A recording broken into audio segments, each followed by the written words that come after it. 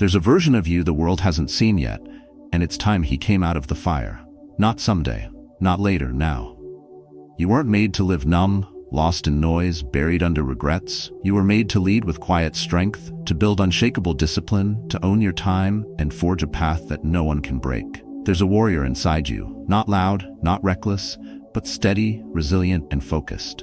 He doesn't chase motivation. He builds habits. He doesn't explain, he eliminates. This is not about hype. It's about clarity. It's about finally resetting your life, burning the old you, the excuses, the delays, and stepping forward with fire in your chest and steel in your spine. The world will try to pull you back into distraction, comfort, and weakness. But this is your moment to restart stronger, to refocus fully, to guard your energy like your life depends on it, because it does. What you're about to watch isn't just advice, it's a blueprint. A system built on Stoic philosophy, rooted in timeless truth, refined by battle-tested minds. If you're tired of wasting time, tired of weakness, and ready to rebuild yourself from the ground up, this is where it begins. Hit that like button, subscribe if you're ready to destroy your limits, and let's light that fire. This isn't motivation, this is transformation. Let's begin. 1. Reset your life. Burn the old you. You wake up not because the alarm goes off, but because something inside you finally refuses to sleep through life. The one that's been buried beneath broken promises, half-built goals, and years of playing small starts to flicker again. It's not loud, it doesn't need to be, but it burns with a message too strong to ignore. You cannot carry the old version of yourself into the future you deserve. Resetting your life isn't about running away from the past. It's about tearing down the outdated structure you've been trapped inside and rebuilding with fire in your chest. Most people wait for permission to begin again. They wait for the perfect timing, for someone to believe in them, for the past to somehow rewrite itself. But the truth is brutal and liberating at the same time. You don't need permission, you need to burn. What does it mean to burn the old you? It means releasing every false belief that says you're not enough. It means cutting ties with identities rooted in fear, in comfort, in what's familiar but poisonous. It means understanding that your pain is not your personality. The man who messed up, who lost control, who let bitterness take root, he no longer gets to steer this ship. He's done. He's ash. What you carry forward now is not his fear, but your fire. Some people confuse this with denial. They say, but I am who I am. I can't just forget what I've been through. No one is asking you to forget. Stoicism doesn't erase the past, it forges it into something usable. Marcus Aurelius said, "The impediment to action advances action. What stands in the way becomes the way." That means every scar, every failure, every regret, they aren't weights unless you keep holding them. They are steel. Melt them down. Shape them. Imagine a man who's been living in quiet frustration. He goes to work, keeps his head down, smiles when he's supposed to, but every night he sits in his parked car just a little longer before going inside. Not because he's tired, because he doesn't know who he is anymore. Life didn't break him in one moment. It broke him quietly. Over time, through routine, through neglect, through accepting a life that didn't match the fire inside him. He didn't fall, he faded. Until one day, he looks in the mirror and doesn't recognize the man looking back. This is where the reset begins, not in some motivational high, but in brutal self-honesty, in realizing that nothing will change unless something is burned down completely. The version of you who tolerates disrespect, who lets himself be drained by toxic people, who rationalizes stagnation, who scrolls for hours to escape reality, he has to go. Not slowly, not eventually, now. And no, it doesn't start with a dramatic announcement. It starts quietly, with one honest question. What do I need to let go of to become who I'm meant to be? The answers won't always be easy. Maybe it's an old relationship where you lost yourself. Maybe it's a job that feeds your bills but starves your soul. Maybe it's the endless cycle of quitting and starting again, hoping one day discipline will show up like a miracle. But it won't. You don't wait for fire, you light it.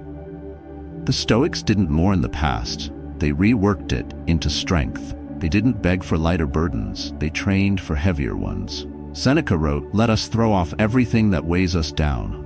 But that requires clarity. What do you still carry that no longer belongs to you? Old guilt? Shame? The need to prove something to people who don't even think about you anymore. The fire that transforms you doesn't come from anger. It comes from clarity. When you finally see that the version of you that's clinging to the past is the exact reason you feel stuck, something inside shifts. You stop negotiating with the old identity. You stop arguing with your excuses. You stop romanticizing who you used to be. You don't owe the old you a conversation. You owe the future you a clean foundation. Burn the emotional clutter. Burn the idea that you're too far gone. Burn the thought that you've missed your chance. Every second you hesitate is a second you gift to weakness. Resetting your life isn't about doing something new. It's about becoming someone new. Someone who acts instead of avoids. Someone who builds instead of escapes. Someone who cuts off what poisons his clarity and rebuilds in silence. So what do you do now? You stop rehearsing regret. You take one bold, decisive step toward the man you were meant to be. Write the letter and delete the draft. Say no without explaining. Wake up an hour earlier and move your body even if your mind resists. Pick one thing and do it without waiting for motivation. Because the moment you act, you've already started the fire. And as that fire grows, the old you will begin to fall away. Not instantly, but undeniably.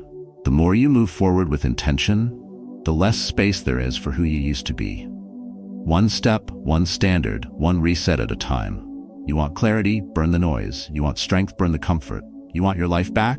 Burn the version of you that wasted it. Reset begins now. 2. Restart stronger. Rebuild with fire. The most powerful version of you doesn't come from success. It's forged in collapse. It doesn't rise in applause, but in silence. When you're alone, when the dust settles and everything you depended on is gone, that's when the real work begins. Not with motivation, but with rebuilding. Not with comfort, but with fire. Restarting your life isn't a weakness. It's not failure. It's choosing to begin again, this time with awareness, with resolve, with a backbone hardened by pain. The modern world teaches you to fear starting over. It glorifies stability, even when that stability suffocates you.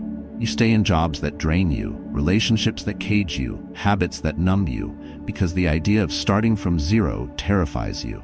But what you call zero, the Stoics called potential. To rebuild is to take the wreckage of what broke and turn it into something stronger. The man who has lost everything is dangerous because he's free. He doesn't cling, he doesn't beg, he builds. And he doesn't need a crowd to validate him. He needs a purpose and the willingness to walk through the fire. Seneca wrote, "Difficulties strengthen the mind as labor does the body." The hard path doesn't destroy you. It reveals who you are when nothing is left to hide behind. Imagine a man whose life fell apart. Divorce, job loss, debt, reputation ruined. No one answers his calls anymore.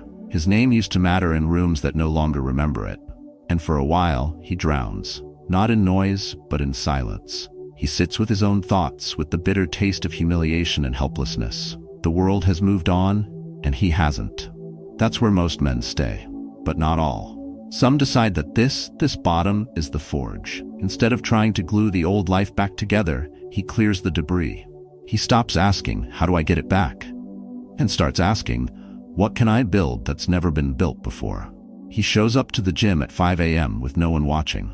He rewrites his habits one by one, like bricks laid on solid ground. He builds routines with precision, treats time like a soldier treats ammunition, limited and essential.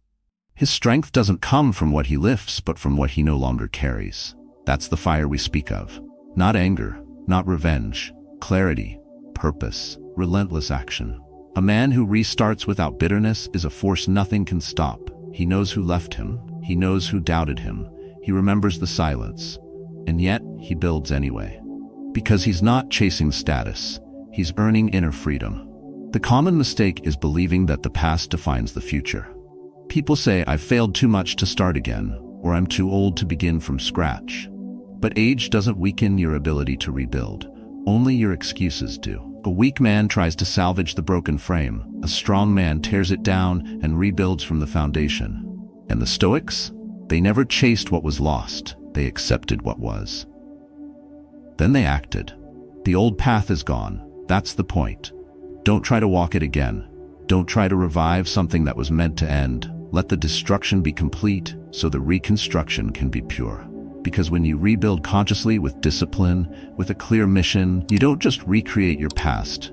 You craft something the old version of you was never capable of. Rebuilding means becoming ruthless with your time, your thoughts, and your circle. It means creating habits that aren't fueled by short bursts of excitement, but anchored in identity. The man who builds doesn't skip days because he doesn't feel like it. He shows up because it's who he is now. His actions are no longer tied to feeling, they're tied to character. So how do you restart with fire? You stop talking. You stop announcing. You start moving in silence. You write a new morning routine and follow it like your life depends on it. Because it does. You turn your evenings into a sacred space for growth, not escape. You cut out the habits that feed numbness. You replace them with systems that breed self-trust. And every time you keep a promise to yourself, you lay one more stone in a new foundation. This version of rebuilding is not about appearances. You don't need others to see the change. You need to feel the weight shift inside you when you walk into a room, not with pride, but with presence. The man who has rebuilt himself doesn't speak loudly. He doesn't explain his worth. He lives it. And when setbacks come, and they will, he doesn't collapse. He recalibrates. Because the fire isn't outside him anymore. It's inside, and it doesn't go out when the world turns cold. Rebuilding doesn't start with answers. It starts with decisions. One decision. Right now, get up and move. Not perfectly, just forward. Let the rebuild be ugly, let it be awkward, let it hurt, but let it continue. Because the longer you wait for clarity, the longer you stay in ruins. Stoicism teaches us that life is not about avoiding hardship, but using it as the raw material for strength. The world owes you nothing, not a second chance, not fairness, not closure. But you owe yourself effort, you owe yourself courage, and you owe yourself a future that your past could never imagine. So if everything's broken, good, now build. 3. Refocus fully. Eliminate the noise. The world isn't loud by accident. It's designed to keep you distracted, reactive, and weak. From the moment you open your eyes, the battle begins, not with people, but with pixels. You reach for your phone, scroll without thinking, and feed your mind junk disguised as information. You drown in notifications, opinions, headlines, and empty updates. And in all that noise, something more important is getting drowned. Your purpose. To refocus is to reclaim that purpose. It's not just about paying attention, it's about deciding what's worthy of your attention in the first place. You don't rise by reacting. You rise by choosing what matters and cutting everything else without apology. Focus isn't a talent. It's a weapon. And right now, most people have dropped it. Refocusing your life begins when you realize you've let it fragment. Too many tabs open in your mind. Too many voices in your head that don't belong to you. You chase 10 things and commit to none. You dip your toe into everything, but never dive deep enough to master anything. You live wide, not deep. And it's killing your ability to move forward. You've probably felt it. The restlessness after scrolling for an hour with nothing to show for it. The frustration of being busy but making no real progress. The fatigue that comes from carrying tasks you didn't even choose. Most people don't fail because they lack effort. They fail because their focus is scattered, hijacked by the insignificant. But when you start filtering your world with intention, everything changes. A man sits in a coffee shop, laptop open, 10 browser tabs flashing. His to-do list stares back at him, but he's checking emails, replying to messages, glancing at headlines, switching between projects every 10 minutes. By the end of the day, he's exhausted, but he hasn't finished anything. That's not work. That's noise dressed as effort. Focus is not about doing more, it's about doing what matters and cutting the rest without guilt. The Stoics lived by this. Epictetus taught that freedom is not found in possessions or distractions. It's found in mastering your own mind. He said, "Wealth consists not in having great possessions, but in having few wants." Apply that to your attention. Stop wanting to know everything. Stop needing to respond to everything. Stop acting like your time and energy are infinite. They're not. And what you allow in determines what you become. Distraction is the enemy of discipline, and it hides well. It doesn't always look like laziness. Sometimes it looks like productivity, just not the kind that actually moves your life forward.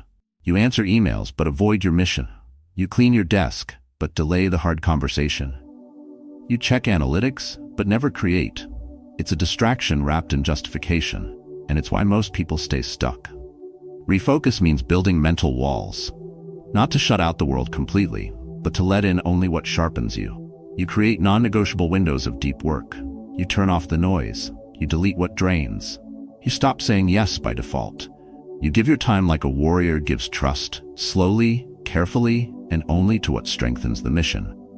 This isn't about being perfect. It's about being ruthless with what deserves your energy. A Stoic doesn't chase scattered tasks. He sets a target and locks in. He says no more than he says yes. He knows that every yes is a trade. Say yes to distractions, you say no to growth. Say yes to gossip, you say no to clarity. Say yes to reacting, and you say no to rebuilding. So what do you do right now? You stop the mental multitasking. You turn off the feed. You write down one clear goal for the day, one action that moves you closer to your rebuilt life.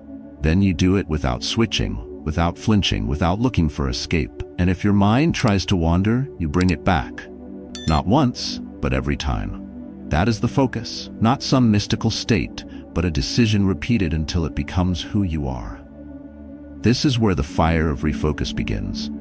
Not with doing more, but with cutting more.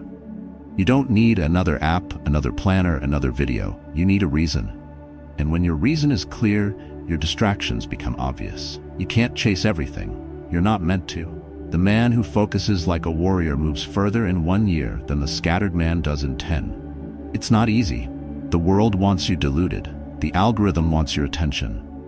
But your future needs your discipline. And that means choosing solitude over noise, depth over speed, clarity over chaos. This isn't about rejecting the world. It's about choosing what part of it gets your time, your thought, your soul. So clear the mental desk. Unfollow, unsubscribe, say no. Not with anger, but with power. Because your focus isn't just about productivity, it's about identity. You are what you give your attention to. Train it like a soldier, sharpen it like a blade, and direct it like a man who refuses to live distracted. Focus is fire. Guard it, feed it, wield it. Let it burn through everything that doesn't belong. 4. Guard your energy. Cut the parasites cold. You don't run out of energy because you're old. You run out because you're leaking it into people, habits, and thoughts that don't deserve a drop of it. Every time you explain yourself to someone who's not listening, every time you chase approval from someone who doubts you, every time you tolerate disrespect, you're handing over your strength, and they're not giving it back. Guarding your energy means owning it, like territory. Like your life depends on it, because it does. You wake up with a limited supply each day. You can waste it pleasing people who don't respect you, or you can build with it, move with it, create something that leaves a mark. You can't do both. You have to choose. This is where most people break themselves slowly, not through one big moment, but by constantly giving themselves away. You let people interrupt your peace with nonsense. You let guilt keep you in conversations that drain your soul. You keep the wrong people close because history demands it, even though their presence weakens you. That's not loyalty. That's slow suicide. You already know who they are, the ones who talk big and deliver nothing, the ones who laugh when you share a dream, the ones who need you but vanish when you need them. You've kept them in your circle because you didn't want to be seen as cold or rude or ungrateful. But while you protect their feelings, who's protecting your energy? A man can't lead his life if he's being bled dry by those around him. Imagine you're trying to rebuild yourself, new habits, new boundaries, a new path. But every step forward, someone pulls you sideways. A comment, a doubt, a request that sounds innocent but demands your focus, your time, your spirit. It feels small, so you say yes. But every small yes is a quiet no to your mission. You're not being kind. You're being hijacked. Stoic philosophy doesn't encourage cruelty, but it demands clarity. Epictetus said, "Keep company only with people who uplift you, whose presence calls forth your best." If someone drags you into the mud again and again, it's not strength to stay. It's weakness dressed as obligation. Real strength is silent separation, not dramatic exits, not declarations, just less access, quiet distance, no announcement. You don't need to prove anything to the people you walk away from. You don't owe them a farewell speech. You owe yourself the dignity of peace. When you protect your energy, everything in your life improves. Your focus, your confidence, your clarity. Because the static is gone, the draining noise is cut, and what's left is room to grow. Maybe you're reading this right now and someone's face came to mind. That's not a coincidence. That's your nervous system recognizing the threat.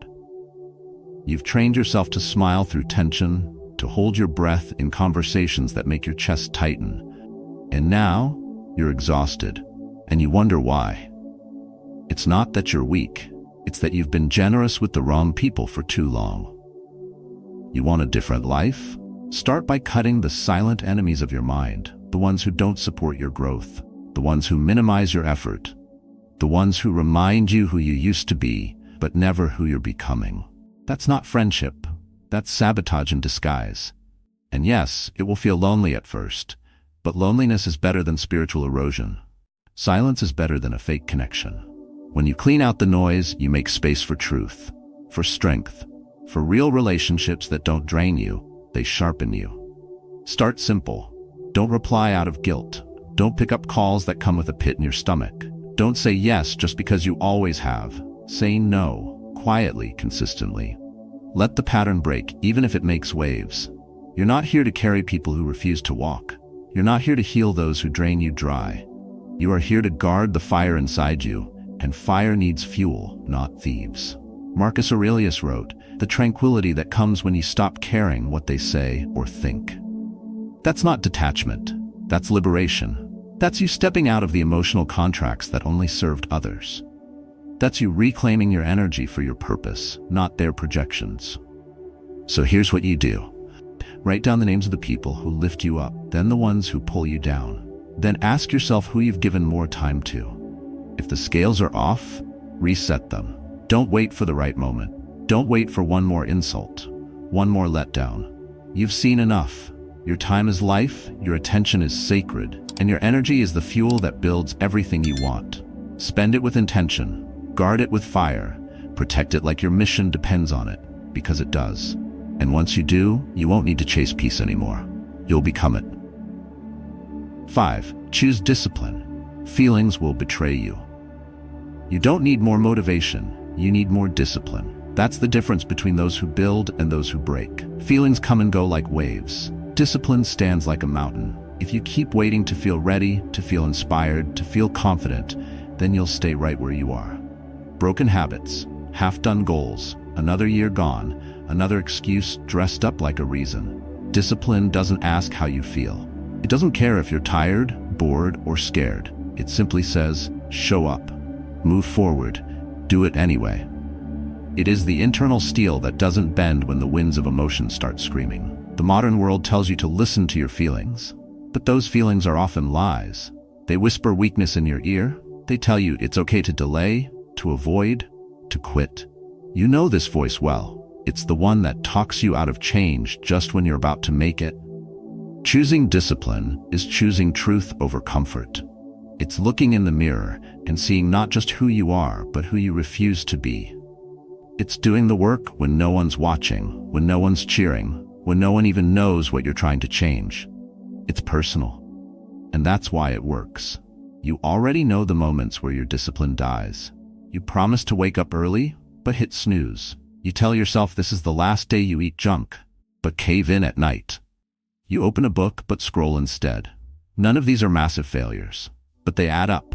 They shape your identity, and slowly you become someone you no longer respect. Now imagine this. You wake up tomorrow, and without thinking, you start moving. No internal debate, no bargaining. You follow through with your routine. Cold shower, stretch, breathe, focus. You don't scroll, you don't justify, you act. By 7 a.m., you've already won. You haven't conquered the world, but you've conquered yourself. And that is how the day bends in your favor. Not through motivation, but by being a man who no longer negotiates with his weakness. The Stoics never waited for the perfect conditions. Marcus Aurelius wrote, "At dawn, when you have trouble getting out of bed, tell yourself, I have to go to work as a human being." He didn't say, wait until it feels right. He said, get up. That's what discipline is. Not inspiration, but obligation to your higher self, to your principles, to the life you say you want. The mistake most people make is believing that self-discipline is punishment. It's not. It's freedom. Every time you keep a promise to yourself, you build trust. Every time you delay gratification, you sharpen your edge. And every time you do what needs to be done, despite your mood, you become more powerful than the day before.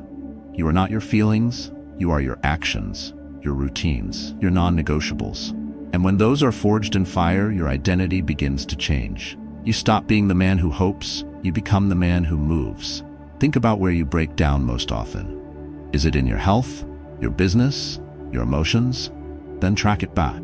Behind every failure is a moment where feelings were chosen over discipline. You didn't fall apart.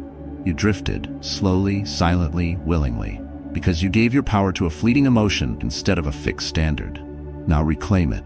Anchor your life not in moods, but in rituals. Don't leave your progress to chance. Don't let each day be dictated by how you feel. Design the day. Own the first hour. Set the tone. Set the pace. And when resistance shows up, because it will, you face it like a Stoic. Unshaken. You do not ask it to go away. You walk through it. Discipline is built in the small moments. It's built when you turn off the screen and go to bed on time. When you say no to what feels good now for what serves you long term. When you repeat the same essential habits so often, they become who you are, not something you do. You want to change? You want strength? Then stop making it optional. Build your life like a temple, not a tent. Something solid. Something that doesn't move every time the storm comes. You're not soft. You're not broken. You've just been trained to obey your feelings like they're gods.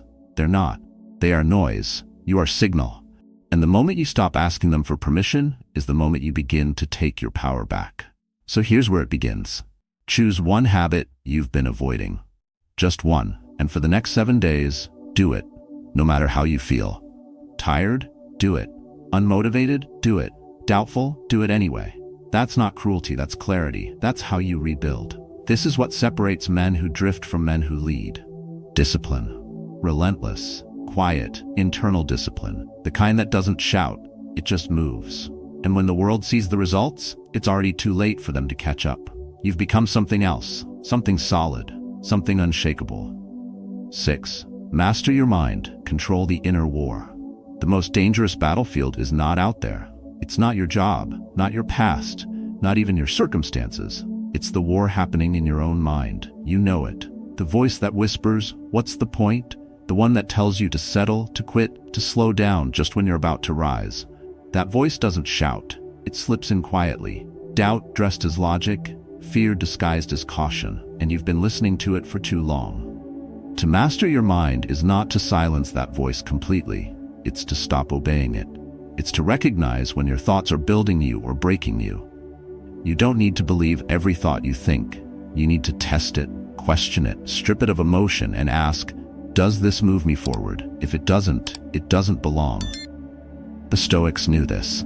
Marcus Aurelius wrote, "You have power over your mind, not outside events. Realize this, and you will find strength." Most men reverse this. They try to control outcomes, control people, and control time. But their mind, it runs unchecked, spinning stories, triggering reactions, manufacturing anxiety out of air. You can't build inner strength without first tightening the leash on your thoughts. Otherwise, every emotion becomes a command, every doubt becomes a law, and every moment of hesitation becomes another brick in the prison you built yourself. Right now, you may be thinking of something you've been avoiding, a change you know you need to make, a decision that would move your life forward, but it terrifies you. So instead of moving, you overthink, you analyze, you wait for certainty. But that wait has a cost. Time slips. Confidence fades, and your mind becomes louder and more chaotic the longer you delay. This is how most people lose, not because of real danger, but because of imagined ones. They live in a reality ruled by internal noise. They rehearse failure before they try. They question their worth before they speak. They shrink their vision to fit their fear. But you're not meant to obey those thoughts. You're meant to challenge them. Imagine waking up and your first thought is resistance. I don't want to. You feel the weight of everything ahead, but instead of following that thought into avoidance, you pause. You breathe. You move anyway. That's control. That's a trained mind. Not one that never feels weak, but one that doesn't let weakness make decisions. To master your mind is to separate yourself from it. You are not your fear. You are not your past. You are not the spiral of anxious noise looping in your head. You are the one who chooses what gets through. But this requires awareness, stillness, practice. That's why the Stoics trained daily, not just in philosophy, but in thought. They rehearsed hardship. They visualized adversity. They prepared their minds for pressure before pressure came. Because when life hits, you don't rise to the moment.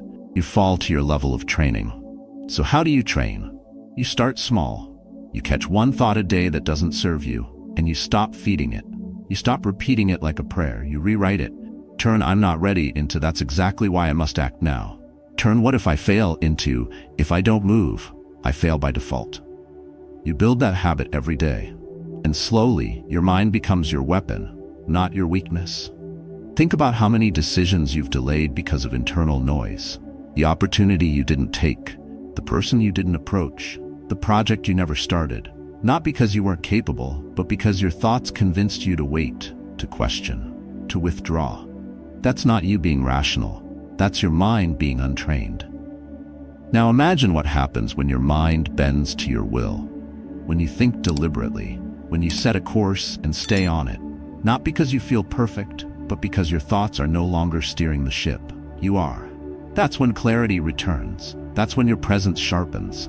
That's when your confidence stops depending on other people's reactions and starts being built internally, day by day. The Stoics weren't superhuman. They were simply men who learned to respond instead of react, who trained themselves to face discomfort without running, who knew that mastering the external world began with conquering the internal one. Epictetus reminded us, it's not things that disturb us, but our interpretation of them. Control the interpretation, and the disturbance loses power. This is not about perfection. You will still have negative thoughts, but they will no longer run your life. You'll see them, call them out, and act in spite of them. That is what mental strength looks like. Not fearlessness, but action through fear. Not silence, but clarity in the noise. And once you taste that kind of control, you won't go back. So what do you do now? You make your mind your responsibility. You stop waiting to feel better, and you start training better. Each time you override a negative thought with purposeful action, you win. Not just today, but permanently. Because your brain is plastic, it reshapes with repetition, and with every act of mental discipline, you're building a fortress no storm can shake. You don't need a new mindset. You need to train the one you have. Sharpen it, command it, make it submit to who you choose to become. You already have the weapon. Now wield it. 7. Own your time. Stop wasting your one life. You're not overwhelmed because you have too much to do. You're overwhelmed because you give your time away like it's worthless. You spend hours responding to things that don't matter. You scroll past opportunities. You entertain distractions disguised as obligations. And you tell yourself you're busy when what you really are is scattered, reactive, and lost in the noise. Owning your time means reclaiming your power. It's not about having a packed schedule. It's about knowing exactly what matters and cutting what doesn't. Your time is not just your currency, it is your life. And if you're not managing it with ruthless clarity, someone else is stealing it with your permission. Most people waste decades in the illusion that time is abundant. They postpone the book, the trip, the healing, the discipline, thinking there will always be more time. But what if there isn't? What if this is it? What if you only have a few more solid years of energy, of strength, of clarity left? Then what you do today isn't a task. It's a declaration of who you are and what you refuse to delay anymore. You've felt it. The days that dissolve into nothing. You start with good intentions, but one distraction leads to another. You answer texts, check updates, follow the thread, lose your focus, and before you know it, the day is over, and you've done nothing that builds you. That's not rest. That's surrender. That's what happens when you don't own your time. You drift. But Stoicism doesn't tolerate drifting. Seneca wrote, "It is not that we have a short time to live, but that we waste a lot of it." That wasn't poetry. That was a warning. He was reminding us that most people are already dying, not because of illness, but because they've surrendered their schedule to chaos. If your time is not aligned with your values, you're not living, you're surviving. Imagine how many decisions you make each day that are shaped by impulse, not intention. You wake up and check your phone instead of planning your day. You say yes to things you didn't choose. You stay longer in conversations you should have walked away from. You sit in meetings that produce nothing. You fall into routines that lead nowhere. Then you wonder where your energy went. It didn't disappear. It was spent on things that never deserved it. So what do you do now? You build a battlefield mindset. You protect your mornings like they're sacred. You don't let other people dictate your day. You create non-negotiable time blocks, windows where you work, train, rest, and reflect. You don't need a perfect calendar. You need commitment. You need boundaries backed by action, not emotion. Stop telling yourself you'll get to it tomorrow. Stop believing time is waiting for you. It's not. Time moves whether you do or not. And every minute you hand to distraction is a minute stolen from your mission. That mission might be physical strength, building a business, healing from the past, or becoming the man your younger self needed. But whatever it is, it demands time. And if you don't give it, you'll never see results, only regret. You may be thinking it's too late, that you've wasted too many years already, but that's just another lie your mind feeds you to stay comfortable. It's not too late. It's just late enough to matter. You still have time, but don't waste it. You can reclaim your minutes, your focus, your clarity, if you're willing to stop being soft with your schedule. You don't need to do more. You need to stop doing what doesn't matter. You need to strip your day down to what builds you. You need to track your time like a warrior tracks his breath in battle. You move only when it counts. You speak only when it adds weight. You commit only when it brings life. That's the Stoic path. Not just being efficient, but being intentional. Not just having a plan, but living by it. Epictetus said, "First say to yourself what you would be, and then do what you have to do." That means stop acting like time is infinite. It's not. And stop pretending that delays don't cost you anything. They do. They cost you strength. They cost you progress. They cost you your identity. So from this moment forward, act like your minutes are sacred. If it's not building your future, cut it. If it's not aligned with who you're becoming, release it. If it's wasting your energy, walk away from it. Not later. Now, start with 1 hour. 1 hour today where your phone is off, your focus is sharp, and your actions are aligned. Use it to create, to train, to write, to rebuild. Then protect that hour like it's a piece of your soul, because it is.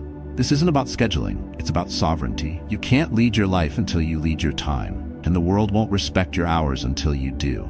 Reclaim them, control them, and from that control, rebuild a life that makes the most of every breath you're given. You don't need more time, you need more clarity. What you've just heard isn't just theory, it's a roadmap. A call to rebuild your life from the inside out. Reset what no longer serves you. Restart with fire and intention. Refocus your mind on what matters. Guard your energy like your future depends on it. Choose discipline over feeling, and master the inner war that silently shapes your destiny. And above all, take full ownership of your time. Because how you use your hours is how you spend your life. These aren't motivational slogans. They are tools forged from Stoic philosophy, simple, timeless, and ruthless in their effectiveness. And they demand practice, not once, every day, quietly, relentlessly. Because strength isn't built in moments of convenience. It's built in the silence of your daily decisions, when no one's watching and your excuses try to take over. So take one concept from this message. Just one. Apply it for a week. Whether it's your morning routine, the way you handle distractions, or how you speak to yourself in moments of doubt. Let it shape you, then build on it. Progress doesn't come in explosions. It comes in daily fires you choose to keep alive. Your story doesn't end in regret or delay. It begins again here, through discipline, through clarity, through action. If something in this resonated with you, share your story below. Tell others how you're taking back your time, your focus, or your strength. Your voice might be the one that wakes someone else up. You are the fire. Now live like it.